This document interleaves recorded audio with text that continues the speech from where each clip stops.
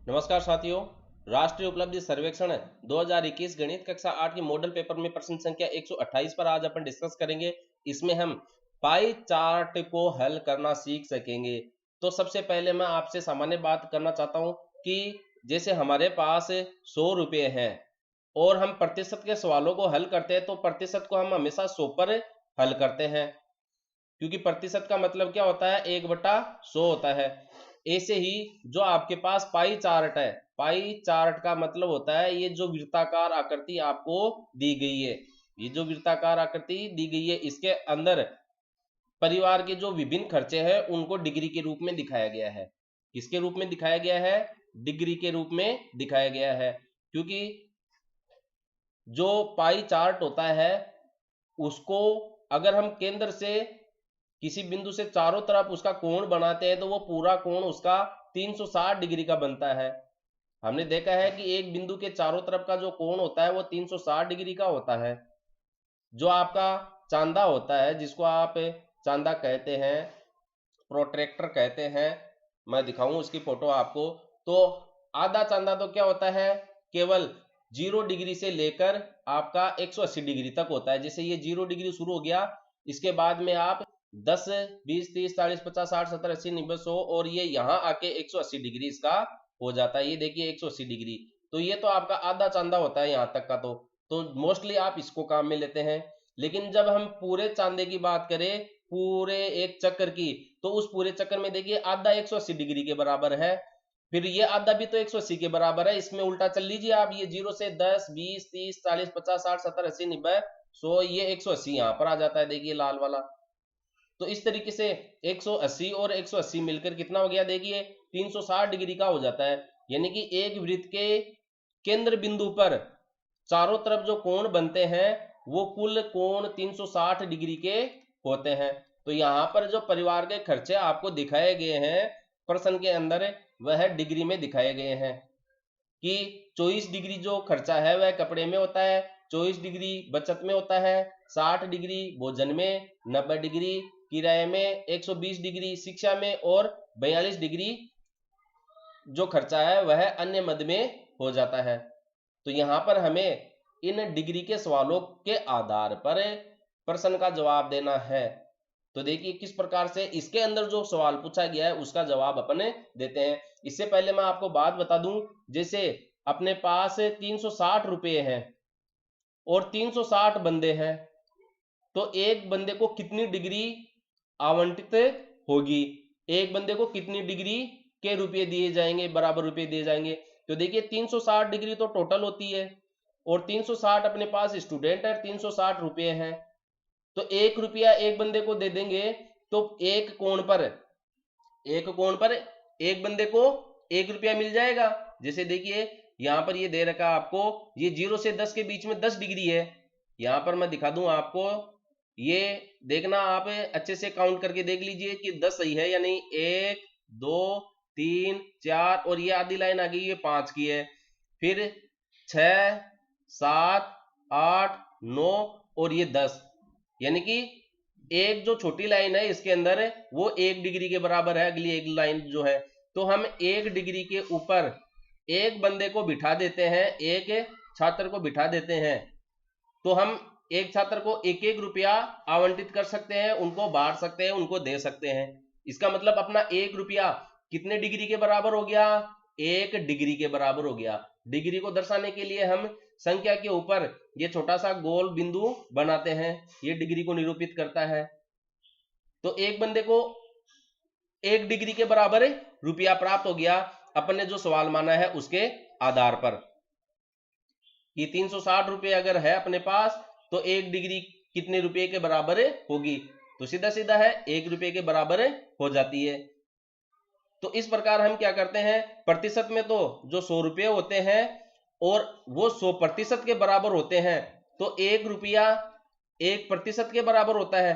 लेकिन डिग्री में क्या होता है, यानी कि हमने 100% के कितने हिस्से किए हैं, 100 हिस्से किए हैं। अब ऐसे ही जो डिग्री होती है वह 360 डिग्री होती है, इसलिए अपने पास जितने भी रुपये हैं उसके हम अगर 360 बच्चों को बांटना है तो उसके 360 हिस्से करते हैं। कहने का मतलब यह है प्रतिशत में अपन 100 हिस्से करते हैं और डिग्री में अपन 360 हिस्से करते हैं। ये मैं सामान्य जानकारी बात बता रहा हूं, ये आपके बहुत काम आएगी, क्योंकि इन सवालों को हल करने में विद्यार्थी बहुत ज्यादा गलतियां करते हैं ये प्रतिशत और डिग्री को समझने में। तो डिग्री क्या है, 360 डिग्री पर सवाल को हल किया जाता है और प्रतिशत में 100% पर। अब क्वेश्चन की बात करते हैं कि क्वेश्चन में क्या दिया गया है। यदि कपड़े पर व्यय 200 रुपये हो, कितने रुपए है, 200, तो देखो कपड़ा कहां पर है, ये रहा यहां पर कपड़ा, तो ये 200 रुपये कितने डिग्री के बराबर है, आपके जो 200 रुपये कपड़े पे खर्च हो रहा है वह 24 डिग्री के बराबर है। आप 200 रुपये को कितने डिग्री के बराबर खर्च कर रहे हैं, ये 24 डिग्री के बराबर खर्च कर रहे हैं इस पाई चार्ट के अंदर। पाई चार्ट का मतलब आपका वृत्त होता है। अब ऐसे सवालों को हल करने के लिए आपको क्या करना होता है कि आप 1 डिग्री का मान ज्ञात कर लिए कि 1 डिग्री कितने रुपए के बराबर है। यदि आपने इतना काम कर लिया तो ये मान लीजिए पाई चार्ट के सारे सवाल आपने हल कर लिए, कहीं पर भी कुछ भी बाकी नहीं रहा है कि सभी सवालों पाई चार्ट का उन सभी सवालों को आप बहुत आसानी से हल कर पाएंगे। कब, जब आपने 1 डिग्री को रुपयों में अगर डिवाइड कर दिया तो। अब वो कैसे करेंगे, देखिए अपने पास सवाल में दे रखा है 24 डिग्री जो है आपका 200 रुपये के बराबर है।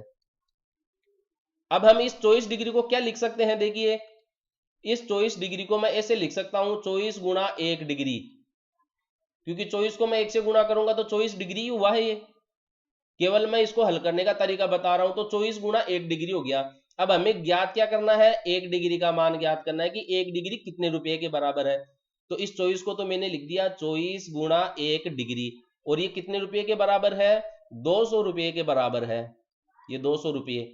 अब 1 डिग्री का मान ज्ञात करना है आपको, तो इस 24 को आपको यहां से हटाना पड़ेगा, इसलिए मैं इसका हस्तांतरण कर देता हूं दाहिने पक्ष में। तो इधर तो बच गया आपका 1 डिग्री बराबर ये 200 बटा 24 हो गया, और ये रुपये, ये लीजिए 1 डिग्री का मान आपको प्राप्त हो गया है 200 बटा 24। अब इसको आप थोड़ा सा सरल कर लीजिए, भाग दे दीजिए, अंश और हर में 2 का भाग लगाते हैं।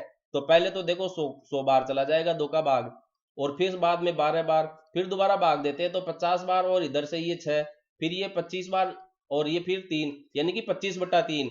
तो 1 डिग्री आपका 25 बटा 3 रुपये के बराबर प्राप्त हुआ है। अब ये भले ही भिन्न के अंदर प्राप्त हुआ है, आपको कहीं पर भी घबराने की आवश्यकता नहीं है। जैसा सवाल में आंसर आपका आ रहा है वैसे ही आपको रखना है, अपना दिमाग एक्स्ट्रा नहीं लगाना है, केवल हमें सीढ़ी एक एक कदम रखकर चलनी है, स्टेप बाय स्टेप आप आगे बढ़ते रहो। अब देखिए आगे क्या कहता है, मैंने आपको क्या कहा है कि जब भी आप पाई चार्ट के सवालों को हल करें तो 1 डिग्री कितने रुपए के बराबर है ये ज्ञात कर लीजिए, उसके बाद में सारे सवालों के आप जवाब दे सकते हो।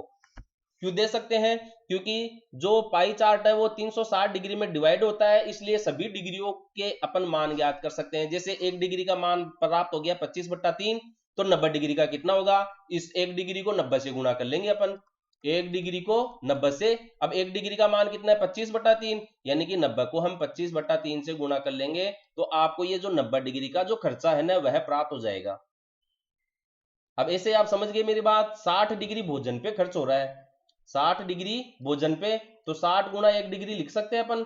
अब 1 डिग्री का मान आपको कितना प्राप्त हुआ है 25 बटे 3 रुपये। तो ये देखो जो डिग्री में था भोजन का खर्चा वो रुपये में प्राप्त हो गया, क्योंकि डिग्री की जगह हमने क्या लिख दिया है 25 बटा 3 रुपये।